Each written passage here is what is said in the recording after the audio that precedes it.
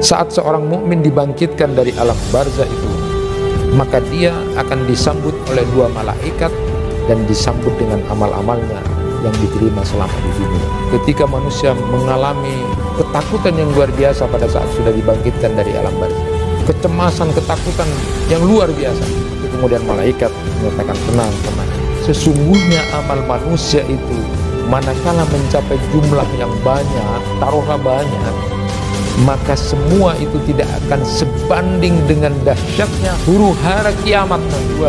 Sesungguhnya amal yang kita lakukan tidak sebanding dengan nikmatnya surga itu.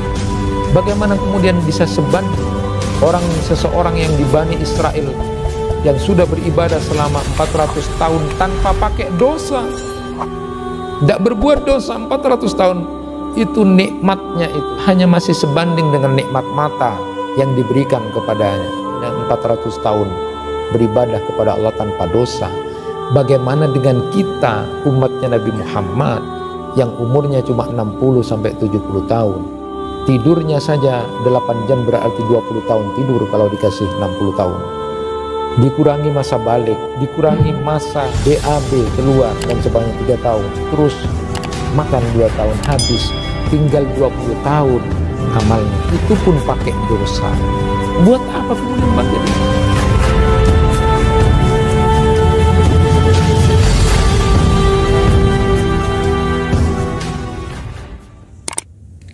Assalamualaikum warahmatullahi wabarakatuh.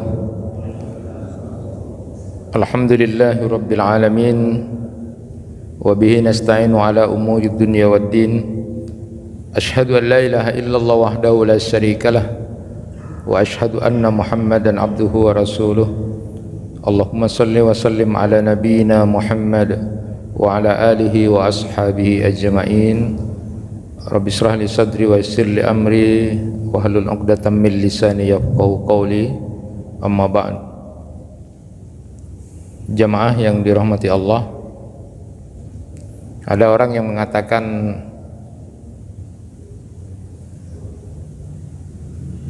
hidup ini sebentar, maka nikmatilah. Halo bro, hidup ini sebentar kawan, nikmati gitu. Maka yang harus kita katakan sebenarnya adalah akhirat itu panjang, akhirat itu selamanya, maka persiapkanlah. Itu yang benar. Ada juga orang yang mengatakan sabarlah, sabar, karena semuanya akan indah pada waktunya. Harusnya yang kita katakan adalah bersabarlah, karena Allah mencintai dan bersama orang-orang yang sabar. Oleh karena itu, apa yang dikatakan oleh Uwais Al-Qarni itu, idza qumta lis-salati fad'ullaha ayyusliha laka qalbaka wa niyataka falan tu'alij syai'an asyad minhuma. Bila kamu salat, maka mintalah kepada Allah agar memperbaiki hati dan niatmu, karena tidak ada yang paling berat untuk mengobati keduanya kecuali memohon kepada Allah. Dua hal itulah yang berat untuk diobati, hati dan niatmu. Karena kita memahami semua bahwa kita akan menghadap Allah. Harta kita, anak-anak kita yang kita banggakan, harta kita yang banyak, semuanya tidak akan ada gunanya kecuali menghadap Allah dengan hati yang bersih, hati yang selamat. Masyiral muslimin rahimakumullah, kita ingin melanjutkan kajian kita kali ini masih tentang alam barzah dan transisi menuju hari kiamat. Di dalam kitab At-Tazkirahnya Imam Al-Qurtubi itu dijelaskan tentang bab manusia akan hancur dan dimakan tanah kecuali satu tulang yang tidak akan dihancurkan, yaitu tulang ekor atau yang disebut dengan ajabud danbi. Ada riwayat dari Abu Hurairah radhiyallahu an, dia berkata, Rasulullah sallallahu alaihi wasallam bersabda, "Laisa minal insani syai'un illa yabla illa azamun wahidun wa huwa ajabud dhanbi wa minhu yurkabul khalqu yaumal qiyamah."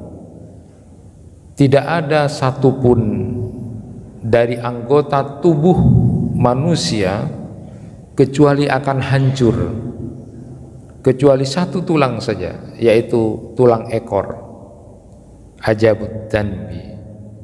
Dan dari tulang ekor itulah manusia akan dibangkitkan kembali pada hari kiamat.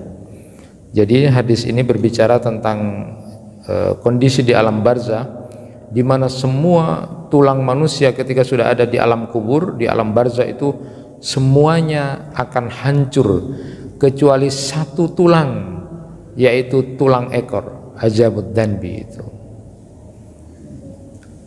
Beberapa waktu lamanya hadis ini menjadi hal yang gaib, artinya hal yang sudah diketahui, pokoknya ada satu tulang yang tidak hancur ketika di alam kubur itu atau alam barzah. Ya begitu saja tahu bahwa ada satu tulang. Namun kemudian jamaah yang dirahmati Allah, seiring dengan waktu kemajuan zaman, maka ada beberapa penelitian ilmiah yang menjelaskan kebenaran hadis ini. Kita memahami misalnya di dalam Quran surat Yasin ayat 78 sampai 79, wa daraba lana masalan wa nasiya khalqah qala may yuhyil 'idama wa hiya ramim qul yuhyiha alladhi ansha'aha awwala marrah wa huwa bikulli khalqin 'alim.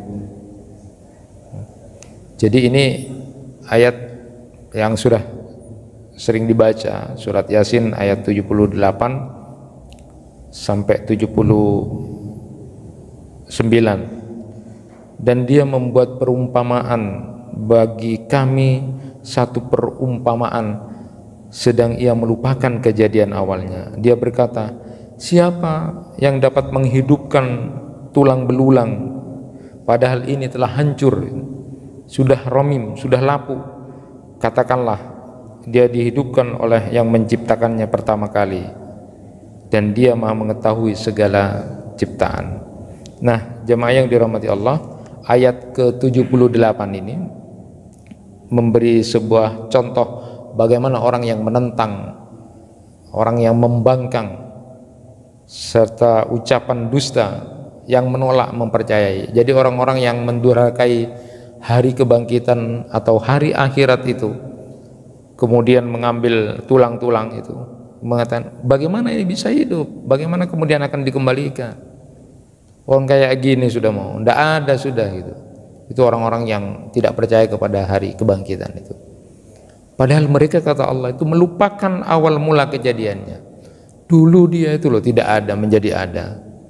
Dulu dia adalah dari setetes air hina yang tidak punya nilai. Tapi toh kemudian Allah adakan itu. Apalagi cuma membentuk kembali yang sudah ada itu. Nah, itu adalah perumpamaan yang aneh dan tidak masuk akal. Orang yang lupa terhadap asal kejadiannya. Lalu kemudian di ayat 79 juga disebutkan bahwa menghidupkan kembali sesuatu yang sudah pernah itu begitu sangat mudah, ya. Walaupun kata Pak Quraisy itu, bagi Allah tidak ada kata-kata lebih mudah atau lebih sulit. Tidak ada kata-kata lebih mudah, lebih sulit bagi Allah. Apalagi ini sudah ada, lalu kemudian akan dihidupkan kembali begitu sangat mudah, gitu kan. Nah, jamaah yang dirahmati Allah, maka kembali kepada ajabud dhanbi itu, ada satu tulang yang tidak akan hancur pada saat di alam barzah atau di alam kubur itu, yaitu tulang ekor itu. Ada seorang ilmuwan Jerman yang berhasil mendapat hadiah Nobel di bidang kedokteran pada tahun 1935. Di dalam penelitiannya dia dapat membuktikan bahwa asal mula kehidupan itu ada di tulang ekor itu, ajamud danbi itu. Dari inilah makhluk hidup itu bermula. Dia melakukan penelitian, memotong banyak tulang ekor sejumlah binatang melata. Jadi dipotong tulang belakang binatang melata itu, lalu kemudian dia implantasikan ke dalam embrio organisir, dan ternyata hasilnya bahwa dari tulang ekor itulah kemudian tumbuh dan membentuk janin. Dan berdasarkan penelitian mutakhir seperti yang disampaikan oleh seorang trainer Asia Tenggara, Jamil Zaini, itu mengatakan tulang ekor ini merekam semua perbuatan anak Adam dan sejak lahir hingga meninggal dunia ya. Jadi dia itu merekam semua perbuatan baik atau buruk manusia, dan perbuatan mereka ini akan berpengaruh pada kondisi tulang ekornya. Putih bersih atau hitam kotor, maka semakin banyak energi negatif atau keburukan yang dilakukan oleh manusia, maka akan bertambah hitam tulang ekornya. Nah, dari sinilah kemudian balasan pada hari kiamat kelak tidak akan pernah tertukar. Antara satu orang dengan orang lainnya itu tidak akan pernah tertukar balasannya, karena sudah ada catatan itu. Dan yang merekam di situ adalah tulang ekor. Itu salah satu penelitian. Nah, dari tulang ekor inilah kemudian manusia akan kembali dicipta, dan mereka akan diberi balasan sesuai dengan kadar amal yang dilakukan. Itulah kemudian kenapa kemudian disebutkan dalam hadis itu bahwa semua tulang-tulang manusia pada saat di alam barzah atau di alam kubur itu akan hancur kecuali satu tulang saja, yaitu ajamud danbi itu. Illa adabun wahidun, kecuali satu tulang, dan itu adalah tulang ekor. Maka sampai ada orang mengatakan ya paling tidak kalau meninggal itu lihat gitu kan tulang ekor, tapi tidak menjadi sebuah ukuran itu, karena tidak ada dalam hadis yang menyatakan tentang itu. Tetapi menarik ketika kita memahami tentang hadis ini bahwa dari situlah kemudian akan dihidupkan kembali. Wong dulu sebelum ada itu masih nutfah, masih tidak ada, Allah adakan, apalagi sudah ada yang seperti ini. Maka kalau kemudian pernah ada orang yang menyatakan gimana nanti persidangan Allah itu, begitu sangat banyak manusia, begitu sangat sulit, sangat mudah bagi Allah. Orang kita dulu tidak pernah berpikir bahwa perbuatan kita akan bisa direkam kok. Dengan satu piringan CD saja, apa yang dilakukan manusia, geraknya dalam berapa jam itu bisa direkam. Apalagi kemudian besok, apalagi Allah.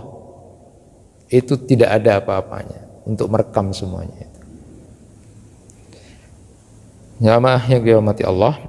Kemudian berikutnya dijelaskan juga di dalam At-Tazkirahnya Imam Al-Qurtubi itu bahwa bumi itu tidak akan memakan jasad para nabi dan orang-orang yang mati syahid.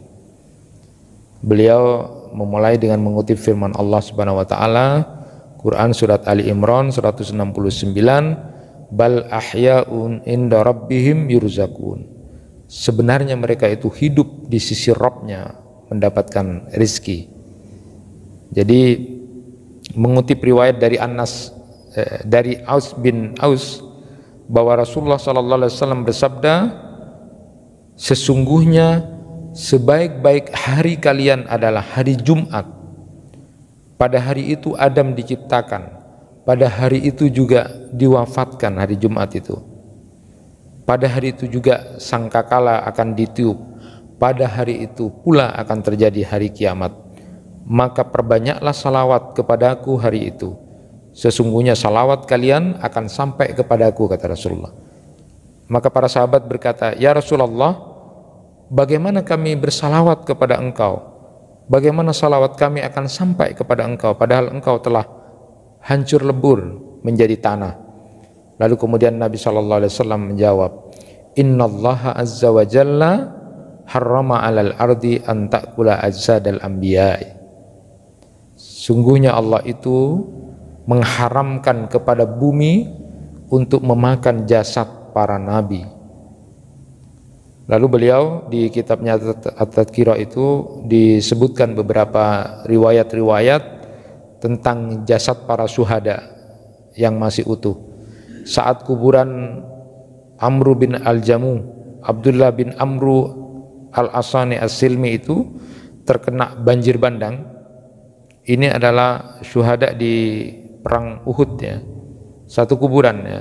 Ternyata karena kena banjir bandang maka kemudian ingin dipindah gitu. Saat digali mau dipindah itu ternyata memang jasadnya masih utuh, masih seperti ada darah segar, seperti baru saja kemarin itu meninggal. Dan itu 40 tahun setelah terjadinya perang Uhud.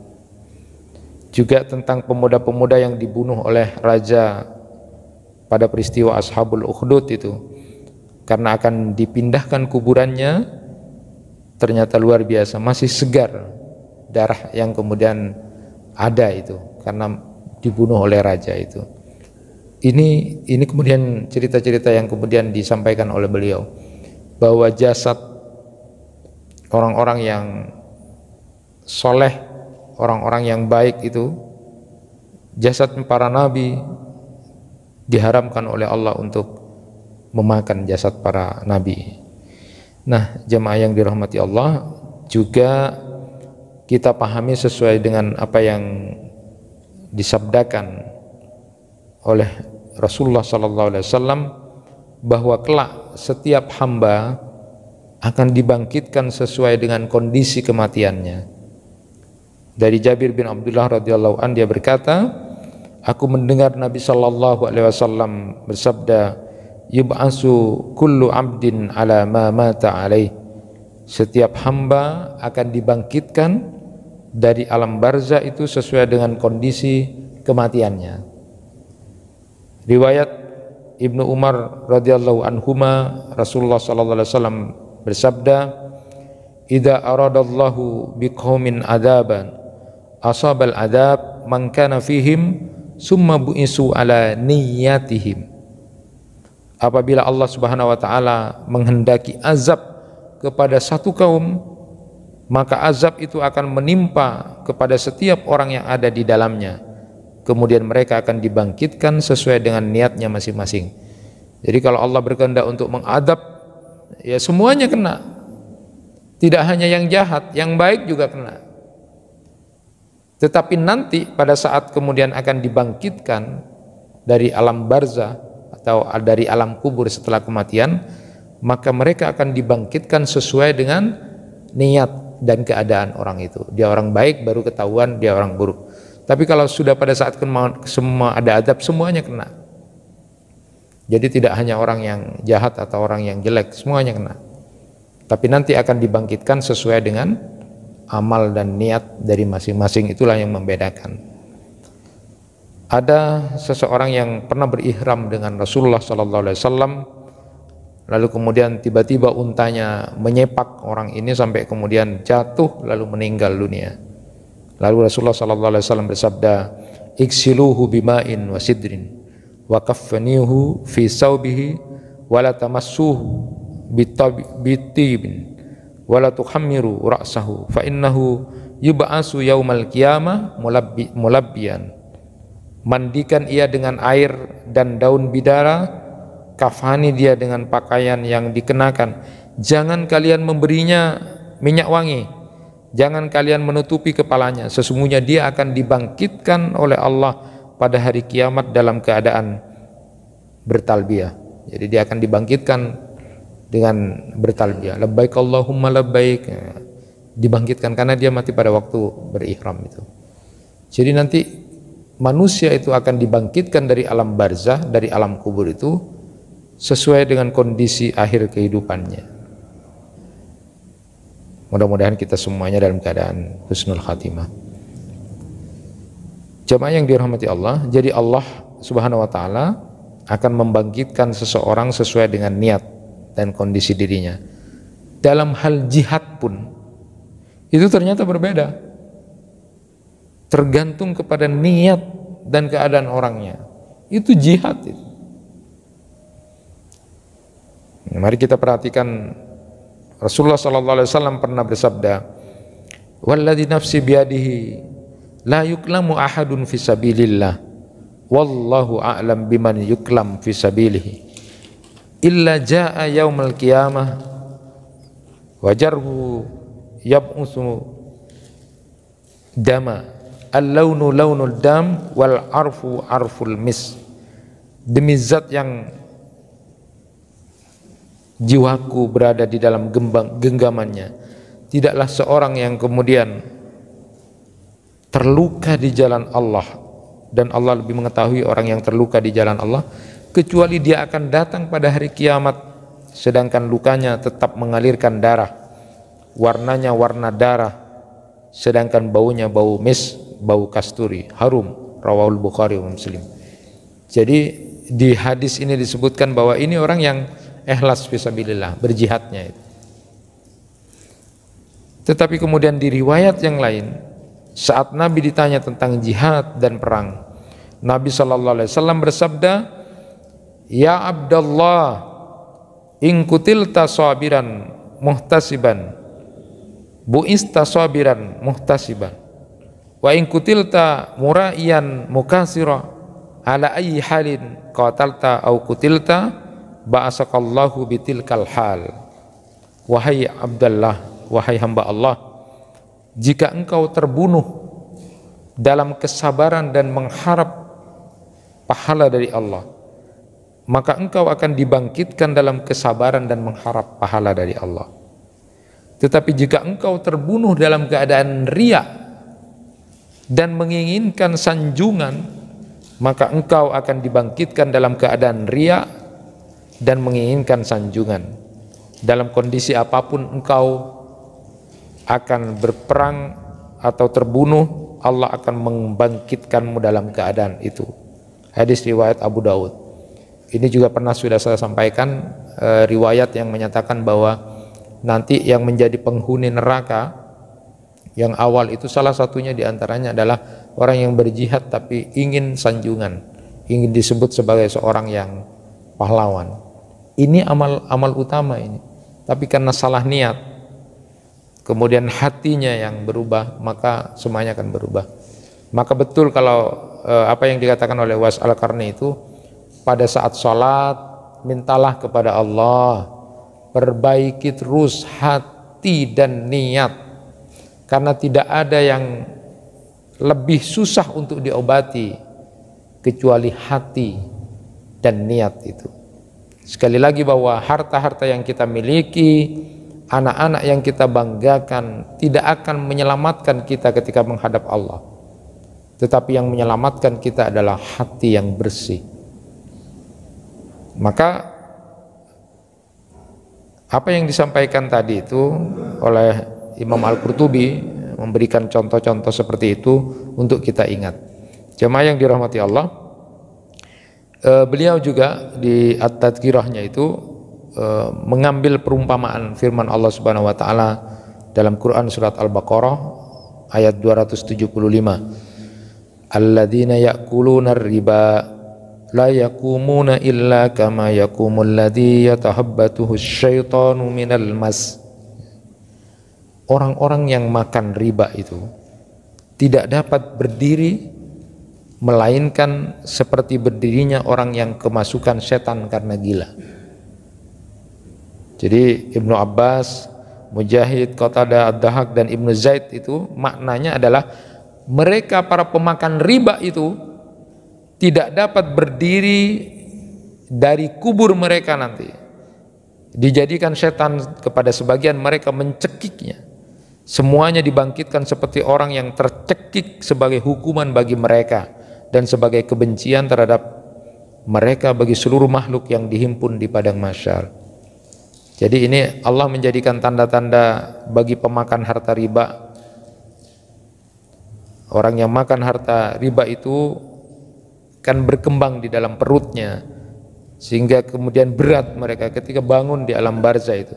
Ketika mereka keluar dari kubur, mereka akan berdiri dan terjatuh lagi, berdiri, terjatuh lagi, karena besarnya perut yang mereka rasakan sangat berat.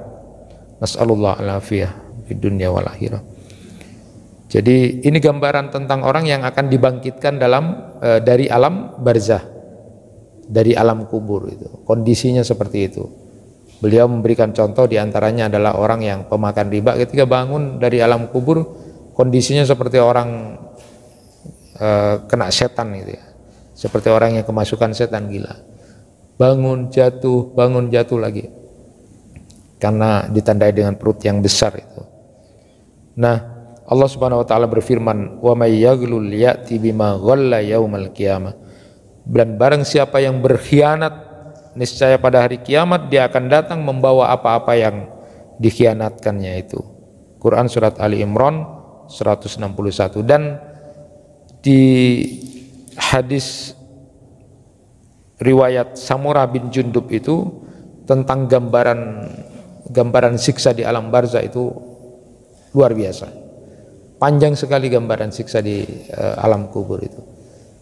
Tidak hanya kemarin yang dibahas tentang karena dia tidak buang air kecil atau kemudian dia namimah, tidak hanya itu bukan dosa besar.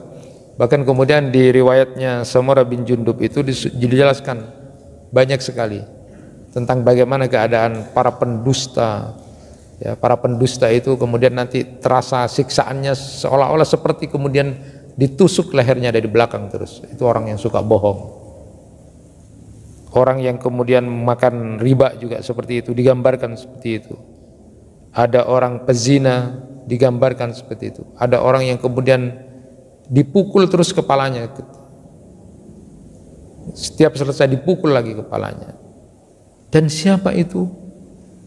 Orang yang diberi kemampuan baca Al-Quran, tapi dia tidak baca Al-Quran di malam hari, dan dia tidak melaksanakan apa yang dia ketahui dari Al-Quran di siang hari. Itu begitu itu. Siapa di antara kita yang tidak bisa baca Quran? Semuanya bisa baca Quran. Tapi orang yang kemudian digambarkan oleh Rasulullah SAW di mimpi Rasulullah SAW itu, beliau jelaskan salah satu di antaranya, orang yang tidak baca Al-Quran di malam hari, padahal dia mampu, dan di siang hari dia tidak melaksanakan apa yang dia pahami, dipukul terus. Itu gambaran siksaannya. Jadi bukan cuma dosa besar, dosa kecil, ya, apalagi dosa besar bahasanya seperti itu. Dijelaskan di riwayat Samurah bin Jundub. Jadi Rasulullah SAW bersabda, "Man mata ala martabatin minal maratib, bu'isa alaihi yaumal qiyamah." Barang siapa yang meninggal dunia di atas sebuah martabat dari martabat-martabat yang ada, maka dia akan dibangkitkan di atas martabat itu. Jemaah yang dirahmati Allah, kemudian dijelaskan pula oleh beliau di atas kiranya bahwa saat seorang mukmin dibangkitkan dari alam barzah, nah ini orang mukmin. Saat seorang mukmin dibangkitkan dari alam barzah itu, maka dia akan disambut oleh dua malaikat dan disambut dengan amal-amalnya yang diterima selama di dunia. Riwayat dari Sabit Al-Bunani bahwa ketika membaca surat Fussilat, yang mulai dari Hamim itu hingga sampai ayat yang ke-30, innal ladzina qalu rabbuna Allahu tsumma istaqamu tatanazzalu alaihimul malaikatu, dan seterusnya itu. Sampai di situ kemudian dia berhenti dan mengatakan, telah sampai kepada kami bahwa seorang hamba yang beriman itu ketika dia dibangkitkan dari alam kuburnya, dia akan disambut oleh dua malaikat dengan mengatakan, jangan takut, jangan sedih, jangan takut, jangan sedih. Bergembiralah karena surga yang telah dijanjikan oleh Allah kepadamu akan segera kamu peroleh.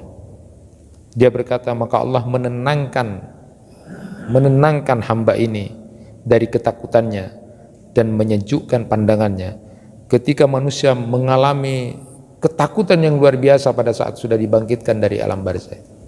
Kecemasan, ketakutan yang luar biasa. Tapi kemudian malaikat menyatakan, tenang, tenang. orang-orang yang beriman itu. Mudah-mudahan kita termasuk di dalamnya.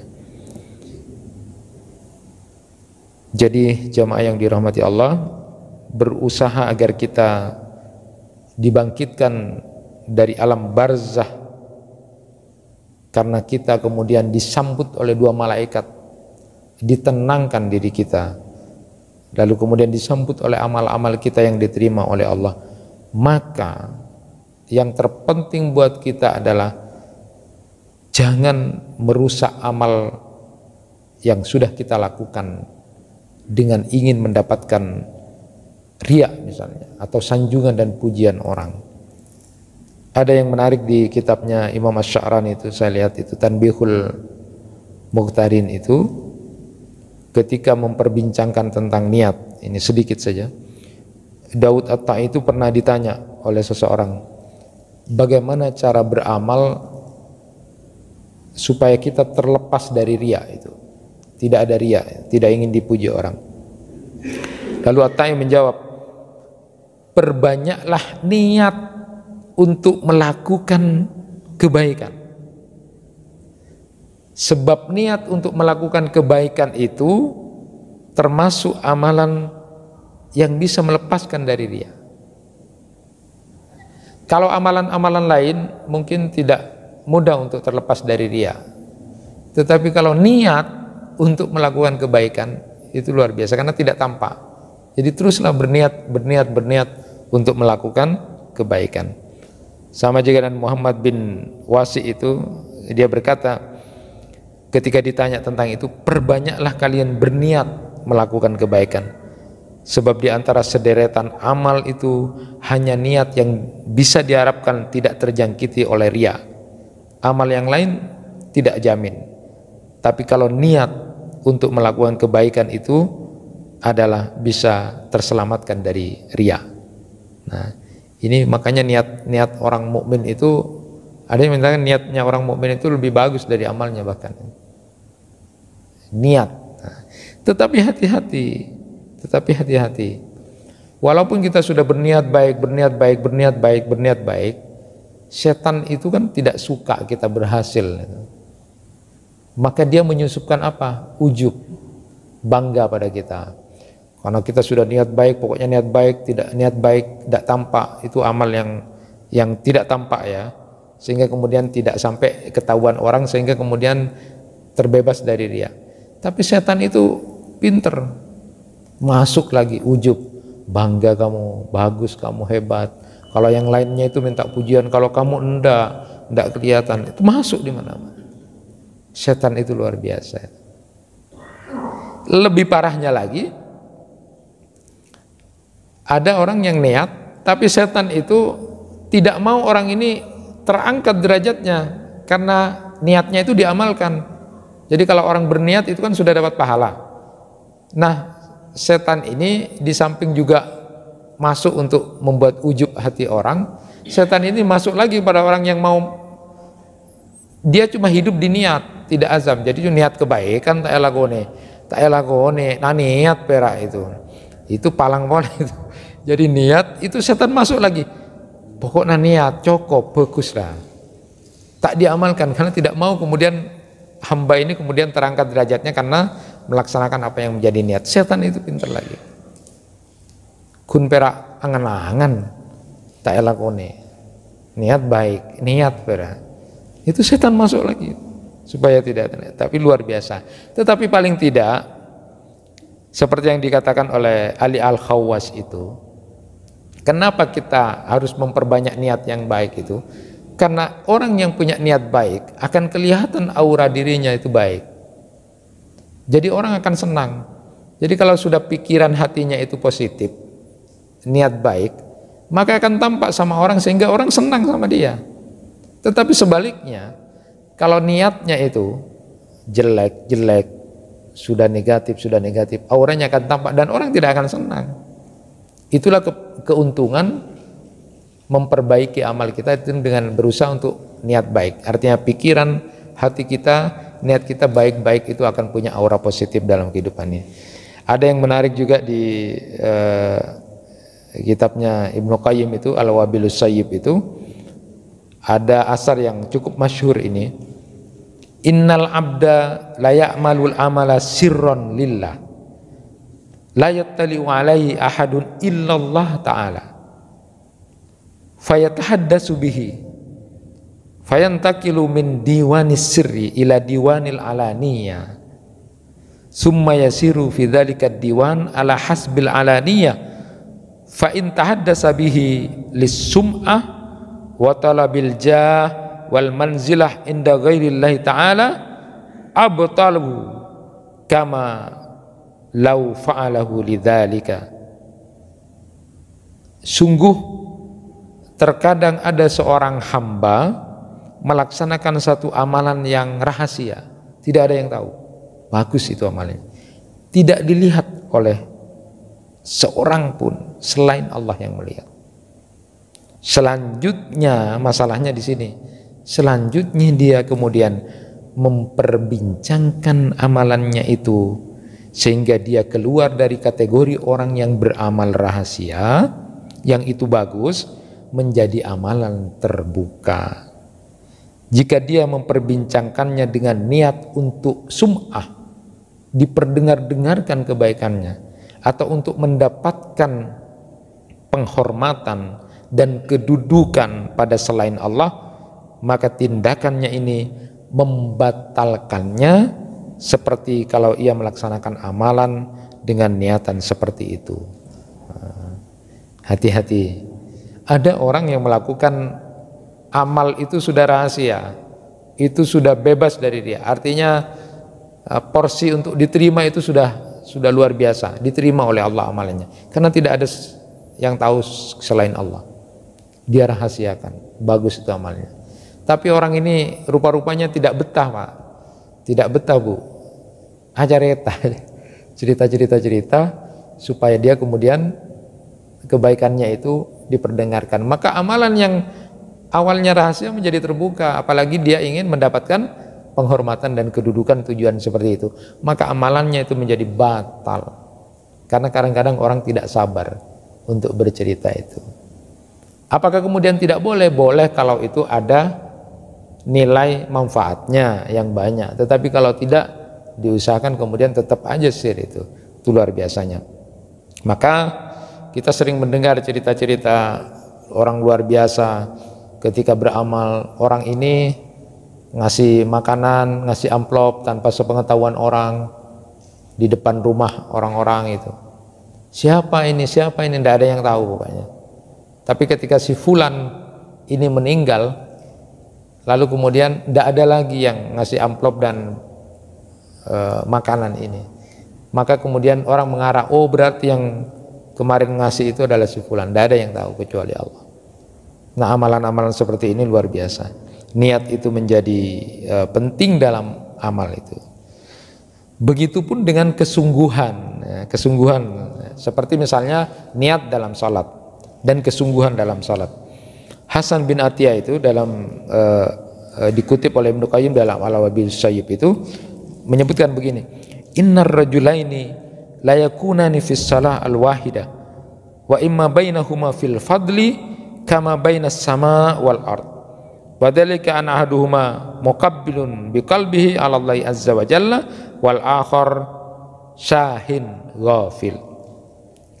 Boleh jadi ada dua orang sholat di tempat yang sama, sholat sama satu masjid, satu tempat, satu waktu, tapi nilainya, pahala dari dua orang ini ternyata berbeda seperti langit dan bumi. Kenapa?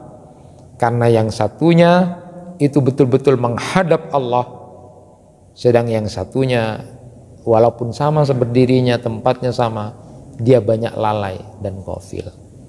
Dia banyak lalai, tidak ingat kepada Allah. Ya. Sudah saya sampaikan itu, ada yang sampai asar yang menyatakan begini, yang iltifat berpaling dari Allah itu. Ila khair minni, ila khair minni. Kalau ada orang yang salat sampai kemudian lalai kepada Allah itu, ila khair minni. Adakah yang lebih baik dari aku, kata Allah? Apa ndak nangis gitu kita? Ada yang lebih baik dari aku tak? Kok masih ingat yang lain gitu bahasanya. Ada yang lebih baik dari aku, kok masih ingat yang lain? Ada yang lebih besar dari aku kok masih mengingat yang lain.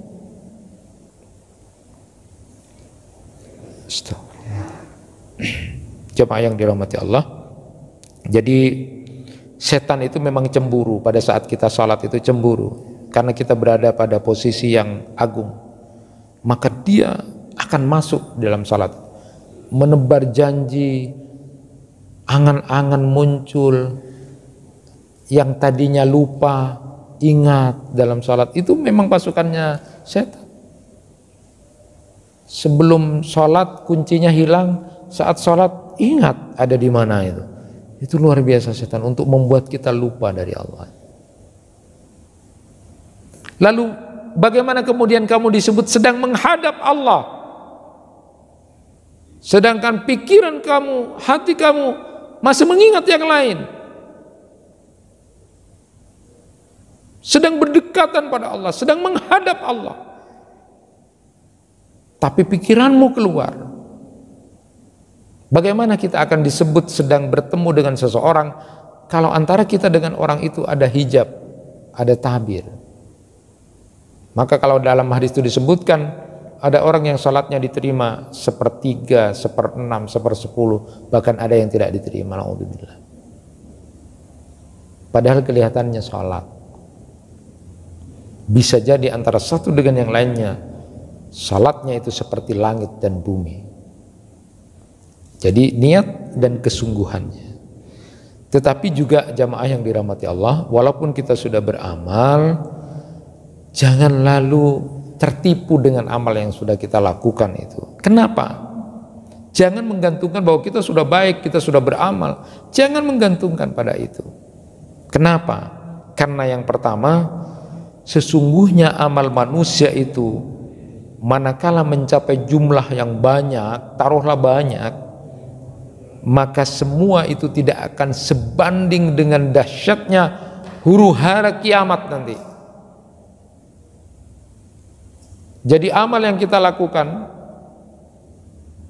tidak sebanding dengan huru-hara kiamat yang akan terjadi itu. Kemudian yang kedua, sesungguhnya amal yang kita lakukan banyak, ya, merasa banyak sudah dengan amal itu, tidak sebanding dengan nikmatnya surga itu. Bagaimana kemudian bisa sebanding seseorang yang di Bani Israel yang sudah beribadah selama 400 tahun tanpa pakai dosa, tidak berbuat dosa 400 tahun, itu nikmatnya itu hanya masih sebanding dengan nikmat mata yang diberikan kepadanya. Nikmat mata ini sebanding dengan 400 tahun beribadah kepada Allah tanpa dosa. Bagaimana dengan kita umatnya Nabi Muhammad yang umurnya cuma 60 sampai 70 tahun. Tidurnya saja 8 jam berarti 20 tahun tidur kalau dikasih 60 tahun. Dikurangi masa balik, dikurangi masa BAB keluar dan sebanyak 3 tahun. Terus makan 2 tahun habis, tinggal 20 tahun amalnya. Itu pun pakai dosa. Maka buat apa kemudian bangga dengan amal itu? Tidak sebanding dengan nikmat surga itu. Oleh karena itu diingatkan, i'lamu annahu la yanju ahadum minkum bi amalihi wala ana, kata Rasulullah, illa ayyatagammadani Allahu bi rahmatin wa fadlin. Ingatlah bahwa tidak ada yang menyelamatkan kita, bahkan amal kita itu, termasuk aku, kata Rasulullah, kecuali itu semua rahmat dari Allah dan karunia yang diberikan Allah. Dan ingat pula yang ketiga bahwa amal-amal soleh yang dilakukan kita hakikatnya itu adalah taufik dari Allah, pertolongan Allah. Ya, kita dimudahkan untuk bisa jalan ke masjid, kita dimudahkan untuk ngaji, kita dimudahkan, ini pertolongan Allah, bukan kita, bukan, itu pertolongan Allah. Jadi hati-hati. Inilah hal yang luar biasa yang kita bahas pada kesempatan kali ini, mengakhiri kajian kita tentang alam barzah ini. Jamaah yang dirahmati Allah, nanti saat di alam barzah si mayat akan diperlihatkan pada pagi dan sore oleh Allah kedudukannya di akhirat. Diriwayatkan dari Ibnu Umar radhiyallahu anhuma, Rasulullah sallallahu alaihi wasallam bersabda, inna ahadakum idza mata urida alaihi maq'aduhu bil ghadati wal asyi in kana min ahlil jannah famin ahlil jannah as'aluka ya Allah wa in kana min ahlin nar famin ahlin nar fayuqalu hadza maq'aduka hatta yab'asakallahu yaumal qiyamah. Sesungguhnya bila salah seorang dari kalian meninggal dunia, tempatnya akan diperlihatkan kepadanya pada waktu pagi dan sore oleh Allah. Pada saat di alam barzah itu diperlihatkan oleh Allah. Bila dia termasuk penghuni surga, mudah-mudahan kita termasuk di dalamnya, ia termasuk penghuni surga. Dan bila termasuk penghuni neraka, naudzubillah, dia termasuk penghuni neraka hingga Allah membangkitkanmu pada hari kiamat. Jadi di alam barzah, di alam kubur itu sudah diperlihatkan sehingga itu adalah sebuah siksaan. Orang yang ahli surga akan diperlihatkan oleh Allah, pagi dan sore ini kedudukanmu nanti sebelum hari kiamat. Orang yang ahli neraka sudah diperlihatkan sehingga merasa tersiksa. Rasulullah sallallahu alaihi wasallam bersabda, inna hadhil ummah tubtala fi kuburiha falaula illa tadafanu la da'utullah ayyusmi'akum min adabil qabri alladhi asma'u minhu. Sungguh umat ini akan diuji di dalam kuburnya, andai bukan karena khawatir jika kalian mendengar siksa kubur itu, andaikan bukan khawatir, kata Rasulullah, karena saling menguburkan, karena manusia itu saling menguburkan, niscaya aku berdoa kepada Allah untuk memperdengarkan siksa kubur itu seperti aku mendengar, kata Rasulullah sallallahu alaihi wasallam. Setelah itu beliau mengatakan kepada para sahabat, balik dari salatnya itu, ta'awwadu billah min adzabin nar, berlindunglah kalian, mintalah kepada Allah terhindar dari azab neraka. Lalu kemudian sahabat menjawab, na'udzubillah min adzabin nar. Lalu Rasulullah menyatakan, ta'awwadu billah min adzabil qabri, 2 kali Rasulullah menyatakan mintalah perlindungan kepada Allah dari siksa kubur. Lalu kemudian para sahabat menjawab, na'udzubillah min adzabil qabri. Rasulullah kemudian menyatakan lagi, ta'awwadu billah minal fitan ma dhahara minha wa ma batan, mintalah kepada Allah perlindungan dari fitnah-fitnah yang tampak maupun yang tersembunyi. Lalu kemudian para sahabat menjawab, ta'awwadu billah minal fitan ma dhahara minha wa ma batan. Yang terakhir, ta'awwadu billah min fitnatid dajjal. Lalu kemudian para sahabat menjawab, na'udzubillah min fitnatid dajjal. Itulah yang kemudian disampaikan oleh Rasulullah sallallahu alaihi wasallam. Semoga kita nanti nyaman dan nikmat di alam barzah, dan pada saat dibangkitkan dari alam barzah kita termasuk kelompok orang-orang yang beriman. Rabbana faghfir lana dzunubana wa kaffir anna sayyi'atina wa tawaffana ma'al abrar. Kurang lebihnya mohon maaf. Wassalamualaikum warahmatullahi wabarakatuh.